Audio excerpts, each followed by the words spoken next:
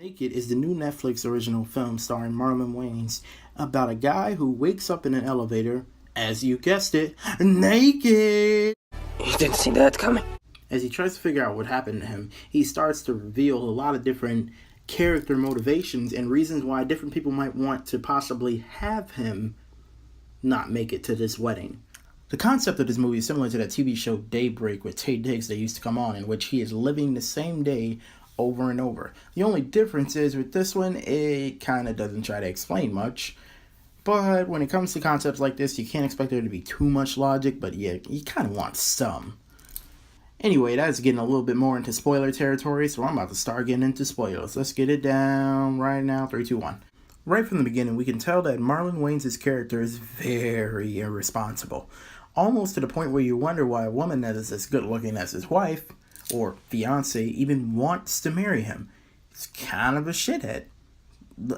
I'm pretty sure throughout this whole film, he did not actually buy her a ring. He's getting married to her and he has no ring. You're a dick. In the beginning, we find out that he is a substitute teacher, which will not matter really until like the end. And we find out that he is rushing really late to get to his flight, and he sees that he's probably not going to make it to his own wedding because he's late. And luckily his fiance is sitting right in the airport because she knows that he's a piece of shit and that he was going to be late. His future father-in-law is played by Dennis Haysbert, a.k.a. Mr. Altsey. Stan, are you in good hands? A.k.a. David Palmer. And he does not approve of Marlon, and why would he? I mean, he's kind of a shithead. We find out that Marlon's soon-to-be bride has a daddy issue. He doesn't seem to care as much about his personal life as he does his business life, because his business life helps make his personal life better. Oh yeah, there's a much cooler, much more shallow white guy who used to be her ex, who is now also at the wedding for some odd reason. I wonder if he got an invitation. Who cares? Nobody cares about that in this movie. So we get to the most important part of the film. He's naked in an elevator. What's he gonna do? We get literally possibly the second worst case scenario of the whole situation, in which he gets caught, taken to jail. While he's in jail, a weird earthquake happens that literally only he feels. He gets knocked out and he's back in the elevator. Oh no, I guess he must gonna be living this again and again. That must be the plot. Oh wow. And I guess every time he gets knocked out, he is back in the elevator. They never really explain why he's living the same day over and over, except like, I guess God wants to give him another chance. No reason why he should want to give him a chance. Never comes off as a person who really is religious, but you know, whatever. Plot. As the repetition begins, it becomes my big problem with this movie. He starts to learn some things. Some things he learns from and some things he doesn't. When he learns where his clothes is, I don't know why he doesn't keep going back up there to get the clothes. He starts beating up people for clothes, and then sooner or later in the movie, he just kind of has clothes, and you never really know how he got them, but just to assume that he beat up that same guy over and over. And the weird part about this is the scars that he's getting stay on him. When he gets a scar, it stays on him each time, and he doesn't become this battered man. Somehow he just kind of, some wounds heal, some don't. Who cares? Plot. Midway through the film, he finally starts making it to the wedding, and he kind of realizes that he's forgotten a lot of things. You know, the tux that you need at a wedding. He comes to the wedding in a bunch of other clothing, as if that would work for some odd reason, and gets kicked out over and over, Will Smith style. So he's forgotten about the programs being done right. He forgot a ring. He left his tux at the hotel, which I'll get into later.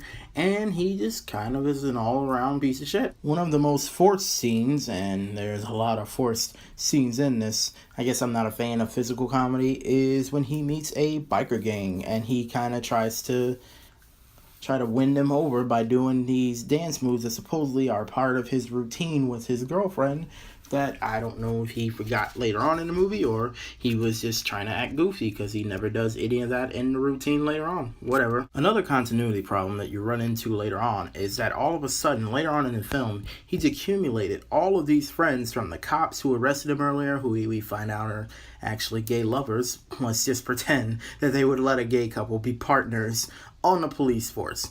Whatever. And then there's the biker gang. all of these people help him out in the end, which would mean that literally that last time that he makes it to the wedding, he has to go through everything that he went through, because there's no way that anybody remembers anything that he's done to them already. So I don't know how he convinced the biker gang by doing that dance. Also by doing whatever he had to do with the cops, talking to them. He also had to learn his vows again. Actually, he remembers things from the other times. Just everybody else doesn't remember things that he did. He also somehow finds out that the ex-boyfriend is trying to take over the company his future father-in-law owns. And I don't know how he finds this out. I really don't remember in the movie him going on a computer, him confessing this at all. Somehow he finds that out. And I guess that supposedly drives a wedge between his father-in-law and the ex-boyfriend. They needed a reason for him to like Marlon. So there you go. And then there's things like when he starts to get into a fight with the ex-boyfriend, he starts to remember each move. I don't think anybody fights the exact same way every time they fight somebody, unless they fought in them before. And I just, this plot hole. At one point, the mother is at a bar instead of being at the wedding, which kind of just changes up everything. Why is she not there? Why are they not wondering why she's not there? She was just singing. Now I guess she's not singing. But on the way there, they're like in this car for like 10 minutes in a 10-minute sequence on this long road to the wedding. He calls the hooker that he didn't sleep with, he just practices vows with halfway through, and somehow she beats him to the wedding or makes it to the wedding at the same time as him. Now, I'm not saying that this movie isn't funny. It does have its funny parts. As you know, Marlon Wayans and the Wayans brothers have a lot of racial humor that either is really hit or really miss. The final reveal at the end is very underwhelming, that the woman that he went on one date with, she's the one who drugged him, paid a hooker to sleep with him in order to ruin his wedding. After one date. Whatever movie, I don't care. When it comes to Naked, I'm going to give this film a 6 out of 10. If you like this video or any of my videos, hit the like button, share on Facebook, and subscribe to my YouTube. I'm Elon Rich, and I'll catch you tomorrow.